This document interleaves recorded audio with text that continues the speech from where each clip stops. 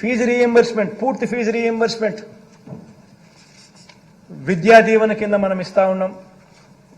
2,800 కోట్ల రూపాయలు ఖర్చు చేస్తా ఉన్నాం విద్యా దీవెన కింద. ఎవరు కూడా ఇది టచ్ చేయలేని సబ్జెక్ట్. రద్దు చేయాలి అని అంటే టచ్ చేయలేని సబ్జెక్ట్. జగనన్న వసతి దీవెన కింద మరో 2,200 కోట్లు దగ్గర ఇస్తా ఉన్నాం. ఇది కూడా ఎవరు టచ్ చేయలేని సబ్జెక్ట్. సంపూర్ణ పోషణం కింద గర్భిణీ స్త్రీలకు, బాలింతలకు, చిన్నారులకు, 6 ఏళ్ల లోపున్న పిల్లలకు సంపూర్ణ పోషణం కింద పౌష్టిక ఆహారం కోసం డబ్బులు ఇస్తా ఉన్నాం 2,200 కోట్లు. ఎవరు టచ్ చేయలేని సబ్జెక్ట్. గోరుముద్ద కింద ప్రతి బడిలోనూ పిల్లలకు మంచి న్యూట్రిషియస్ ఫుడ్ పెడతా ఉన్నాం. రోజుకొక మెనూతో పెడతా ఉన్నాం. ఎవరూ కూడా దీన్ని టచ్ చేయలేని సబ్జెక్ట్. 1,900 కోట్ల రూపాయలు ఖర్చు అవుతా ఉంది. ఈ 8 పథకాలు అధ్యక్ష, నేను పైన చెప్పినట్టు 8 పథకాలకే 52,700 కోట్ల రూపాయలు అవుతా ఉన్నాయి. 8 పథకాలకి. అంటే ఎవరైనా కూడా టచ్ చేయాలంటే కూడా టచ్ చేయలేని సబ్జెక్ట్స్. టచ్ చేయాలి అంటే కూడా ఎవడన్నా దీన్ని రద్దు చేయాలి అని ఎవడన్నా టచ్ చేయాలనుకుంటే కూడా చెయ్యి కూడా చేయలేని సబ్జెక్ట్. ఖచ్చితంగా అమలు చేయాల్సిందే ఎవరైనా. అటువంటిది 52,700 కోట్లు. మళ్ళీ ఈ 52,700 కోట్లకు చంద్రబాబు నాయుడు గారు ఇప్పుడు చెప్పిన ఈ 6 హామీలు ఇవి కూడా యాడ్ చేస్తే, ఈ స్లైడ్ 14 చూపించాం, 14 ఈ 6 కూడా యాడ్ చేస్తే ఏమన్నాడు, మహాశక్తి అంట. 18 ఏళ్ళు నిండిన ప్రతి మహిళకు నెలకు 1,500 అంటే ఏడాదికి 18 ఏళ్ళు నిండిన ఎంతమంది ఉన్నారని అంటే మన ఓటర్స్ జాబితా చూస్తే తెలుస్తుంది అధ్యక్ష.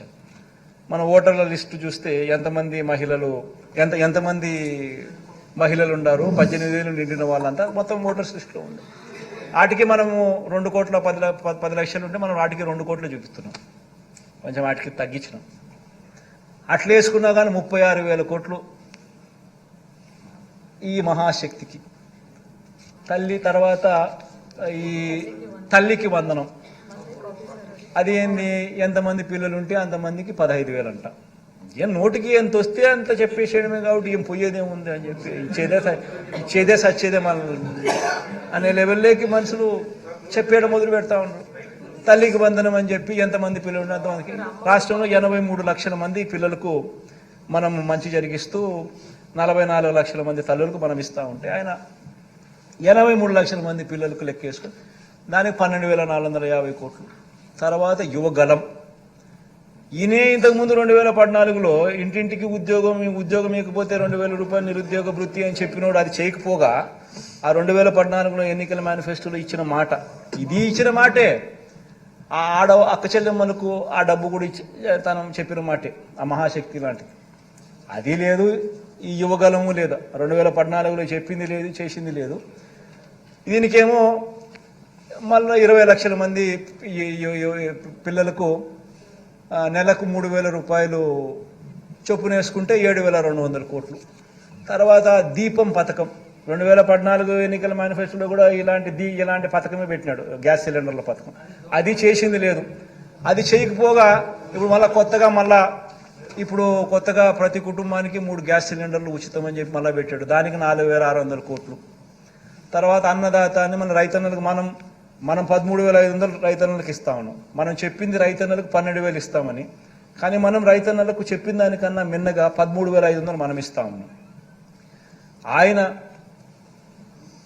రైతులకు రుణమాఫీ చేస్తాను అని చెప్పి మొత్తం 5 ఏళ్ళకు కలిపి 87,612 కోట్ల రూపాయలు ఎగరగొట్టి ఆ 5 సంవత్సరాలు కలిపి ఆయన 15,000 కోట్లు ఇస్తే మనం ఇప్పటికే ఈ ఒక్క పథకానికే దాదాపుగా 30,000 కోట్ల పైచిలుకు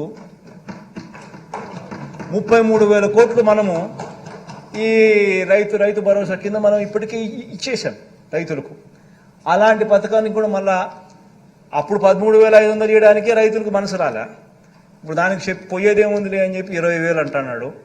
దానికి ఇంకొక 10,000 కోట్లు, 11,000 కోట్లు, అంతా కలిపితే 73,000 కోట్లు. ఈ 73,000 కోట్లకు నేను ఇంతకుముందు చెప్పినా కదా, టచ్ చేయలేని సబ్జెక్టులు ఉన్నాయని చెప్పి, పెన్షన్లు కానీ, ఉచిత విద్యుత్ కానీ, పేదలకు అందే బియ్యం కానీ పీడిఎస్ బియ్యం కానీ ఆరోగ్యశ్రీ కానీ పూర్తి ఫీజు రీఎంబర్స్మెంట్ కానీ వసతి దీవెన కానీ సంపూర్ణ పోషణం కానీ గోరుముద్ద కానీ ఈ 8 పథకాలు నేను ఏదైతే చెప్పినా టచ్ చేయాలనుకున్నా కూడా ఎవడు చేయలేని సబ్జెక్ట్ అని చెప్పినా కదా ఆ 52,700